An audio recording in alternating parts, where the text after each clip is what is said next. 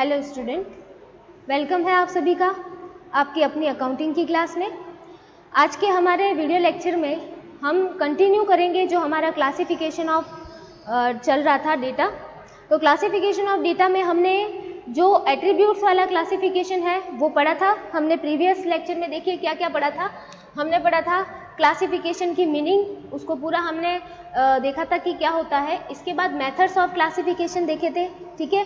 Data कितने type का होता है वो हमने देखा था, ठीक है। फिर हम बात करते हैं मेथड्स ऑफ क्लासिफिकेशन, ये भी हमने देखे थे, ठीक है। गुणात्मक वर्गीकरण और संख्यात्मक वर्गीकरण। फिर हम बात करते हैं आगे, फिर हमने क्या देखा था, फिर हमने क्लासिफिकेशन अकॉर्डिंग टू एट्रीब्यूट्स, ये जो गुणात्मक वर्गीकरण है इस गुणात्मक वर्गीकरण को हमने सीखा था, ठीक है। डिस्क्रिप्टिव डेटा कौन सा हो जाता है और इसे वापस रिक्लासिफाई कैसे किया जाता है, ठीक है।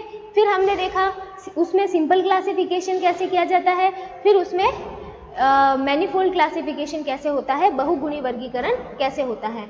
अब हम बात करते हैं बी, सेकेंड, जो सेकेंड था हमारा क्लासिफिकेशन वो हम लेते हैं।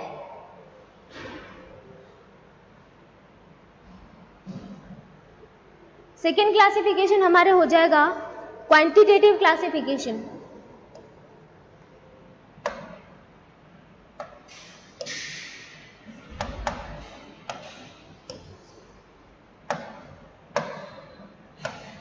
सेकेंड हमारा हो जाएगा बी, जिसे हम कहेंगे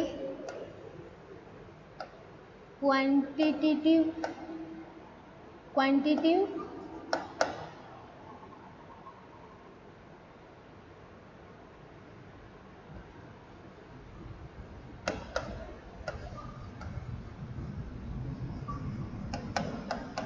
क्लासिफिकेशन, ठीक है। इसका एक दूसरा नाम और आ जाता है क्लासिफिकेशन अकॉर्डिंग, इसको हम दूसरे नाम से क्या कह सकते हैं, classification according to class interval, according to class interval, ये इसका दूसरा नाम आ जाता है, ठीक है। हिंदी में हम कह सकते हैं इसको संख्यात्मक वर्गीकरण, हिंदी में कहेंगे संख्यात्मक वर्गीकरण और इसे कहेंगे वर्गांतरों के आधार पर वर्गीकरण, ठीक है। अब देखिए इसमें जो डेटा होता है, इसमें जो डेटा होता है वो कैसा होता है, एक बार देखिए ध्यान से। इसमें होता है क्वांटिटिव डेटा, ठीक है। क्वांटिटिव डेटा मतलब न्यूमेरिकल डेटा। यहां पे जो डेटा होता है वो होता है न्यूमेरिकल,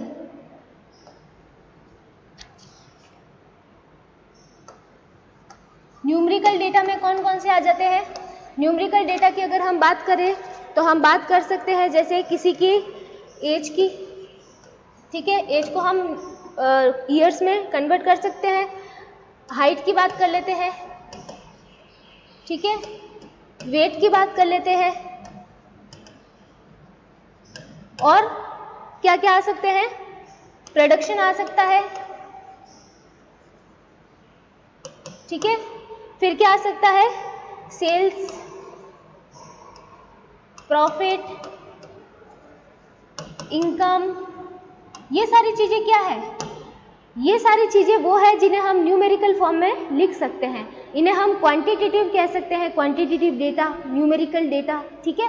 तो इनका जो क्लासिफिकेशन है वो कैसे किया जाता है, इनका क्लासिफिकेशन किया जाता है अकॉर्डिंग टू क्लास इंटरवल। कैसे किया जाता है, क्लास इंटरवल के बेस पे किया जाता है। जैसे फॉर एग्जाम्पल मैं कहूँ कि जैसे कॉमर्स के 200 स्टूडेंट्स हैं, ठीक है, कॉमर्स के 200 स्टूडेंट्स की हम बात करते हैं, 200 स्टूडेंट्स हैं, तो 200 स्टूडेंट्स के जो मार्क्स है, मार्क्स को हम रिप्रेजेंट कर सकते हैं न्यूमेरिकल फॉर्मेट में।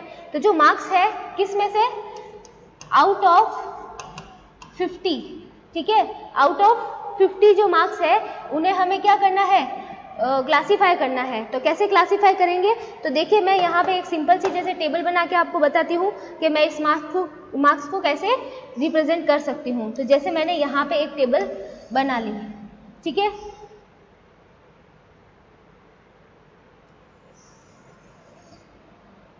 एक टेबल इस टाइप से बना ली। यहाँ पे मैंने लिख दिया मार्क्स, यहाँ पे लिख दिया नंबर ऑफ स्टूडेंट, ठीक है। यहाँ पे जैसे मैंने बना दिया 0 to 10, 10 to 20, मार्क्स को ऐसे क्लासीफाई कर रही हूँ मैं, 20 to 30, 30 to 40 और 40 to 50, ठीक है। तो ये मैंने मार्क्स को जो किया है, ये क्लासिफिकेशन किया है अकॉर्डिंग टू क्लास इंटरवल। मैंने इनके इंटरवल्स बना दिए, 0 to 10, 10 to 20, 20 to 30। अब देखिए ऐसे कितने स्टूडेंट हैं जिनके 0 से 10 में मार्क्स आए हैं, ऐसे स्टूडेंट हो सकते हैं 80, ठीक है। फिर देखिए इसमें कितने स्टूडेंट हो सकते हैं 30, फिर इसमें हम बात करें तो इसमें कितने हो सकते हैं 10 हो सकते हैं, ठीक है। फिर इसमें कितने हो सकते हैं, इसमें अगेन मैं बात करूँ 50 हो सकते हैं, ठीक है। तो अब देखिए कितने बच रहे हैं 30, तो यहाँ पे 30 हो जाएंगे। तो ऐसे जो मैंने ये क्लासिफिकेशन किया है, ये क्लासिफिकेशन कहलाता है अकॉर्डिंग टू क्लास इंटरवल, ठीक है। मैंने मार्क्स को कैसे लिख दिया, देखिए 0 to 10, 10 to 20, 20 to 30 और नंबर ऑफ स्टूडेंट कितने उसके अंदर आ रहे हैं वो मैंने लिख दिया। तो ये जो क्लासिफिकेशन कहलाता है न्यूमेरिकल डेटा का, वो classification according to class interval कहलाता है, जिसे हम क्वांटिटेटिव क्लासिफिकेशन भी कह सकते हैं। ये जो टेबल मैंने इस टाइप से बनाई है, इसको मैं ऐसे भी बना सकती हूँ, इसे मैं ऐसे भी रिप्रेजेंट कर सकती हूँ, जैसे मैंने ये टेबल ऐसे भी रिप्रेजेंट कर सकती हूँ। यहाँ पे मैंने लिख दिए मार्क्स, यहाँ पे मैंने लिख दिए नंबर ऑफ स्टूडेंट, ठीक है, 0 to 10, 10 to 20, 20 to 30, 30 to 40, 40 to 50, ठीक है। नंबर ऑफ स्टूडेंट कितने कितने आ रहे थे, जैसे 80, फिर लिखते थे हम नेक्स्ट 30, 10, 50 और 30। तो इस टाइप से हम इसको लिख सकते हैं, ठीक है। ये जो क्लासिफिकेशन है, ये भी वैसे ही क्लासिफिकेशन है, बस इसको मैंने रिप्रेजेंट ऐसे किया है, ठीक है। तो ये जो क्लासिफिकेशन कहलाता है वो कहलाता है अकॉर्डिंग टू, कैसे कहलाता है, according to class interval, class interval, ठीक है। Classification according to class interval, जिसे हिंदी में हम कहते हैं वर्गांतर, वर्गांतरों के आधार पर, ठीक है। संख्यात्मक वर्गीकरण इसे हम कह सकते हैं वर्गांतरों के आधार पर। ये बहुत इंपॉर्टेंट है स्टैट्स में, ये जो क्लासिफिकेशन है। अब हम बात करेंगे इसके जो ये जो इस टाइप का जो क्लासिफिकेशन है, इसमें हम क्लास बनाते हैं। देखो ये जो है, ये क्या है, क्लास है, ठीक है। ये भी क्या है, क्लास है। वर्ग, जिसे हम वर्ग कह रहे हैं, ठीक है। ये पहला वर्ग हो गया, दूसरा वर्ग हो गया, तीसरा वर्ग हो गया, चौथा वर्ग हो गया, पांचवा वर्ग हो गया। तो मैंने जो मार्क्स थे, टोटल कितने मार्क्स थे, 1 से 50 तक के जो मार्क्स थे, ठीक है, जो मार्क्स थे आउट ऑफ 50 कह सकते हैं हम, मार्क्स आउट ऑफ 50 को मैंने इस टाइप से मैंने क्या कर दिया, क्लासीफाई कर दिया, ठीक है। अब देखिए 200 स्टूडेंट थे हमारे पास, टोटल नंबर ऑफ स्टूडेंट कितने थे, 200 थे, ठीक है। तो 200 स्टूडेंट को 50 मार्क्स के हिसाब से मुझे बांटना था, तो मैंने क्लास इंटरवल बना दिया, मार्क्स के 10-10 का, कितने का बनाया, 10-10 का बना दिया, ठीक है। 10-10 के डिफरेंस से 0 to 10, 10 to 20। अब देखिए पूरे इस 200 स्टूडेंट में से 80 स्टूडेंट ऐसे होंगे जिनके 0 से 10 के बीच में मार्क्स आए होंगे, ठीक है। 0 से 10 के बीच में उनके अंक आए होंगे। फिर 10 से 20 के बीच में आने वाले जो स्टूडेंट हैं, जिनके नंबर 10 से लगा करके 20 के बीच में आए होंगे, वो सारे के सारे 20 तक आए होंगे, वो सारे के सारे इस ग्रुप के अंदर आ गए, ठीक है। तो ये ऐसे हमने क्या बना दिए, इनके क्लास बना दिए, वर्ग बना दिए, ठीक है। ये इस टाइप से वर्ग बनाते हैं, इसीलिए तो इसको कहते हैं वर्गांतरों के आधार पर वर्गीकरण। और ये बहुत ही इंपॉर्टेंट क्या है, इसमें वर्गीकरण है, संख्यात्मक वर्गीकरण, इसी के बेस पे पूरा स्टैट्स हमें आगे पढ़ना है, ठीक है। अब देखिए ध्यान से, इसमें ये जो क्लासिफिकेशन हमने किया है इसमें कुछ छोटे जो टर्म्स हैं वो हम ध्यान से एक बार देख लेते हैं कि क्लास इंटरवल क्या होता है, क्लास लिमिट्स क्या होता है, ये सारी चीज़ें हम देख लेते हैं। क्लास किसे कहते हैं, वर्ग किसे कहते हैं, पता चल गया। इसको हम क्या कहते हैं, वर्ग कहते हैं, ठीक है, जिसे हम कह सकते हैं क्लास। हर एक को क्या कहेंगे, क्लास। समझ में आ गया। अब बात करते हैं आगे।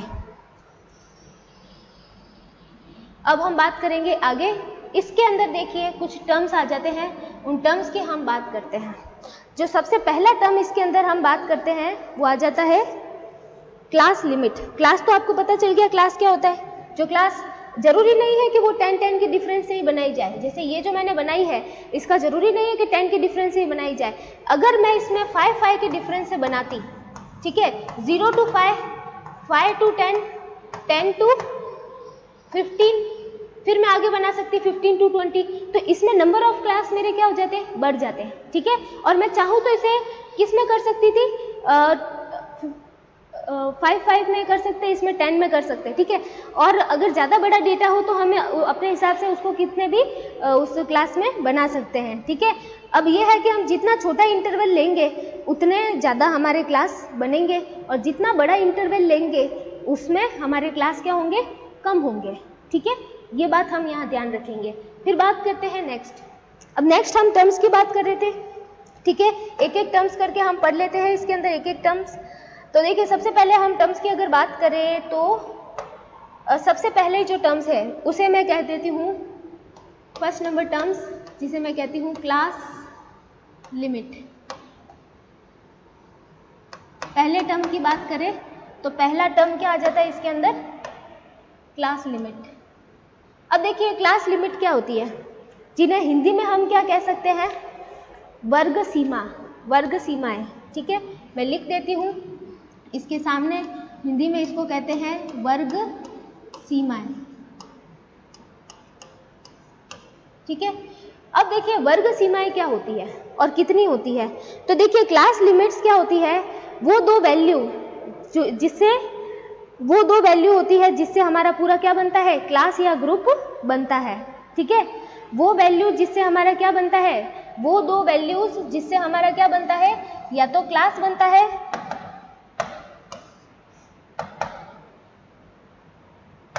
वो वैल्यू जिससे हमारा क्या बनता है, क्लास, या फिर जो ग्रुप है वो बनता है।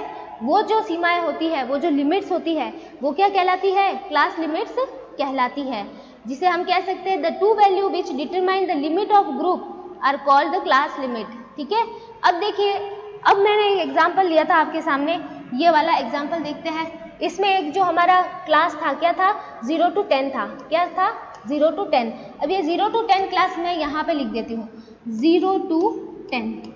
अब देखिए ये जो 0 to 10 है इससे मेरा पूरा एक क्लास बना, पूरा एक ग्रुप बना, ठीक है। तो इसके अंदर ये जो 0 है, ठीक है, और ये जो 10 है, ये मेरी क्या है, क्लास की लिमिट है। क्या है, क्लास की लिमिट है। कैसे देखो, इसको मैं कहूँगी क्लास लिमिट L1, इसको क्या कहूँगी, L1, और इसको मैं क्या कहूँगी, L2। समझ में आ रहा है। ये जो L1 है मेरी, ये मेरी क्या कहलाती है, लोअर लिमिट, ये मेरी कहलाती है लोअर लिमिट। और ये जो मेरी L2 है, ये L2 मेरी क्या कहलाती है, अपर लिमिट।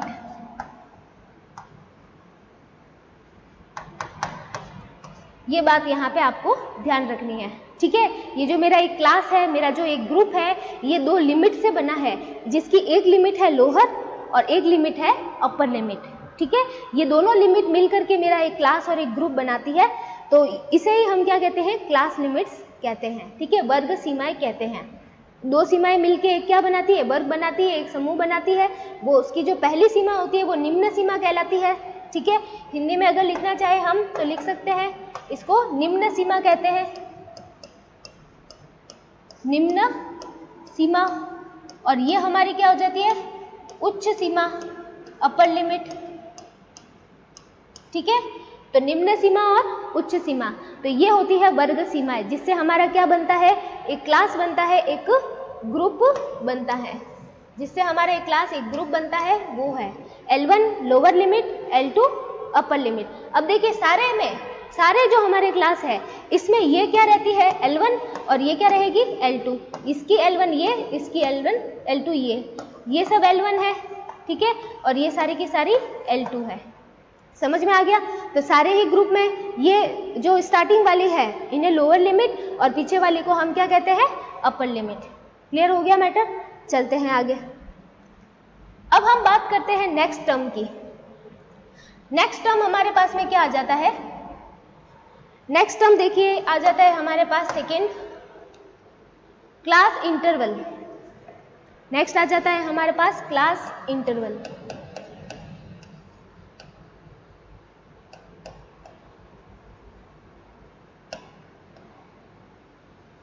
क्लास इंटरवल जिसे हम क्या कह सकते हैं हिंदी में वर्ग विस्तार। हिंदी में इसे हम क्या कह सकते हैं वर्ग विस्तार।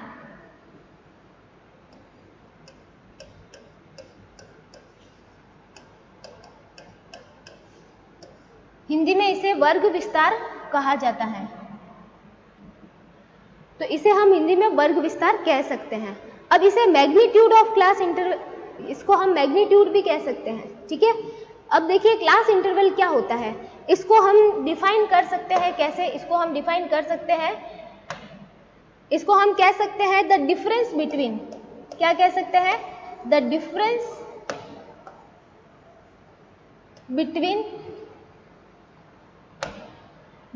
बिटवीन अपर एंड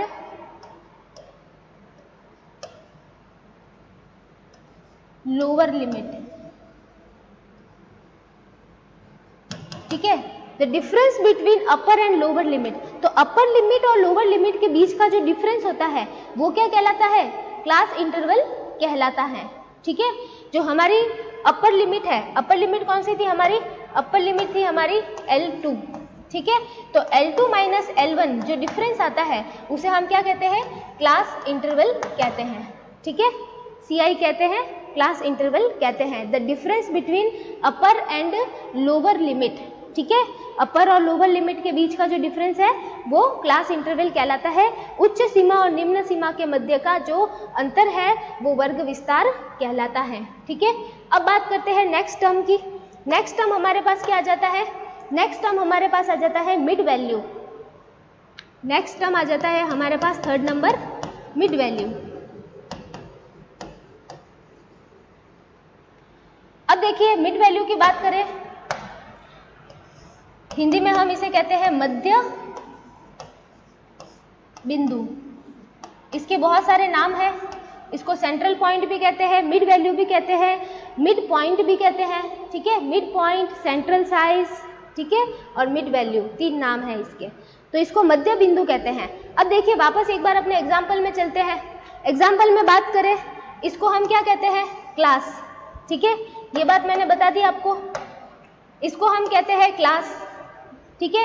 इसको हम कहते हैं लोअर लिमिट, इसको हम कहते हैं अपर लिमिट, ठीक है। फिर इन दोनों के बीच का जो डिफरेंस, इन दोनों के बीच का जो डिफरेंस है वो क्या कहलाता है? Class interval. अब यहाँ पे जो क्लास इंटरवल है वो कितने का है? 10 का है, ठीक है। क्लास इंटरवल कितने का है? 10 का है। और ये जो क्लास इंटरवल होता है ना, उसको स्मॉल लेटर के जो आई होता है, ठीक है, स्मॉल लेटर का जो आई होता है उससे भी रिप्रेजेंट किया जाता है, ठीक है। समझ में आ रहा है? तो देखिए यहाँ पे हम चलते हैं वापस अपने इधर बात पे आ जाते हैं। इसको हम रिप्रेजेंट कर सकते हैं स्मॉल लेटर के आई से, क्लास इंटरवल को। अब मिड वैल्यू की बात करते हैं। मिड वैल्यू क्या होता है?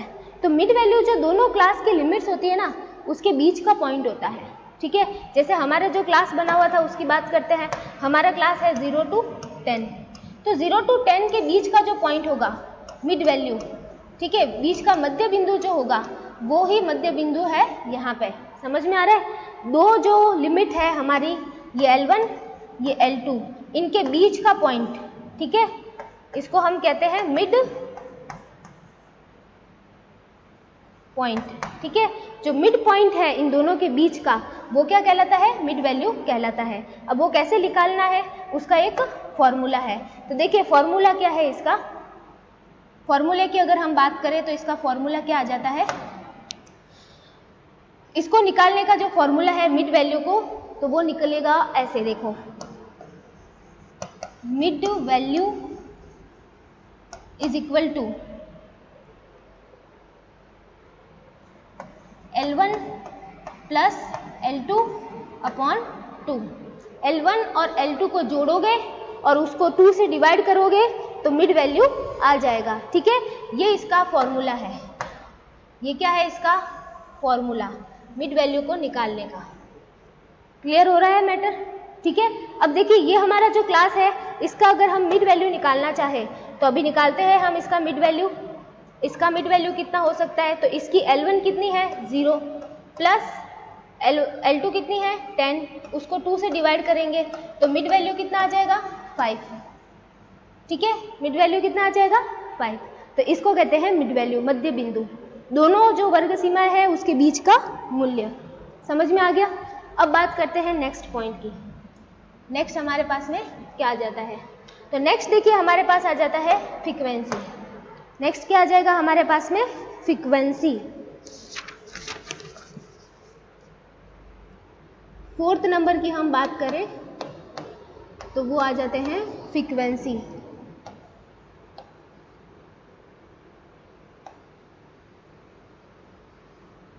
ठीक है, फ्रीक्वेंसी को हिंदी में क्या कहते हैं, आवृत्ति। आवृत्ति या फिर हम कह सकते हैं इसको बारंबारता, आवृत्ति, वर्ग आवृत्ति, पूरा नाम लिख देती हूं मैं। इसको कहते हैं वर्ग आवृत्ति या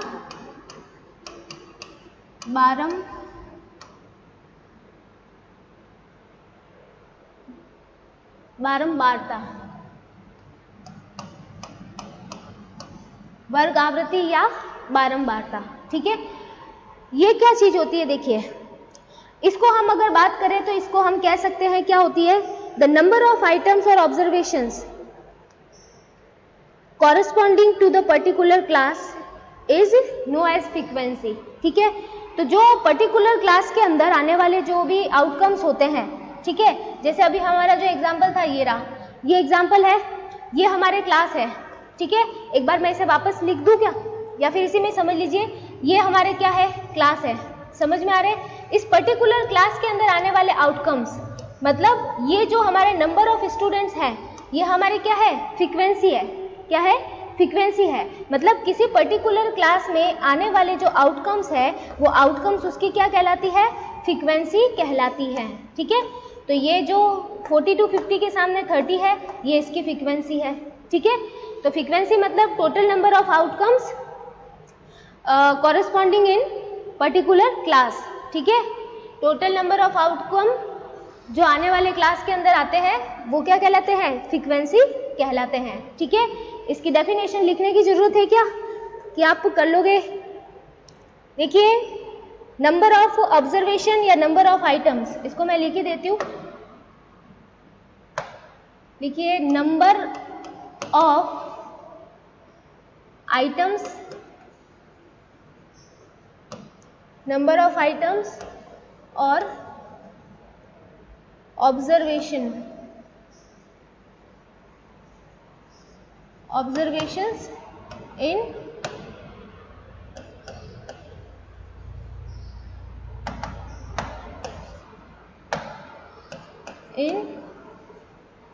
पर्टिकुलर क्लास और ग्रुप। ठीक है, पर्टिकुलर क्लास और ग्रुप के अंदर आने वाले जो ऑब्जर्वेशंस और आइटम्स है वो उसकी क्या कहलाती है, फ्रीक्वेंसी कहलाती है, और इसको F से रिप्रेजेंट करते हैं। ठीक है, फ्रीक्वेंसी को कैसे रिप्रेजेंट करते हैं, F से रिप्रेजेंट करते हैं। तो देखिए, आज के हम लेक्चर में बस इतना पढ़ेंगे, बाकी जो सारी चीज़ें हैं वो हम नेक्स्ट वीडियो लेक्चर के अंदर डिस्कस करेंगे। ओके, आगे भी हम पढ़ेंगे आगे हम कैसे क्लास बनते हैं, क्लास कितने तरीके से बन सकते हैं, फ्रीक्वेंसी कितने टाइप की होती है, ये सारा कुछ जो है मिड वैल्यूज से क्लास बनाना और क्लास से मिड वैल्यूज कैलकुलेट करना, ये सारी चीज़ें हम पढ़ेंगे। अभी जो क्लासिफिकेशन चैप्टर है वो आपके स्टैट्स के आगे कैलकुलेशंस में बहुत ही बेसिक का काम करता है, तो इसको आपको बहुत ही ध्यान से पढ़ना है, इसके सारे पॉइंट ही आपको ध्यान से पढ़ने हैं। ठीक है, okay, thank you so much.